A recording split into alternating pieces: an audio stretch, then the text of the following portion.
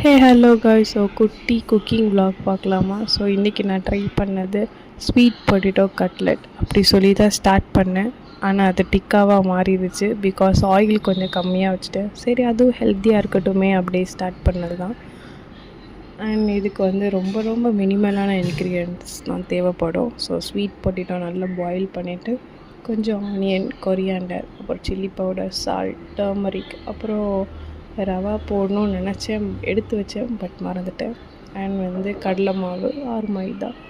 So இதெல்லாம் போட்டு cutlet ஷேப்பில் ரெடி பண்ணி ஆயிலில் போட்டு ஃப்ரை பண்ணால் ரெடி.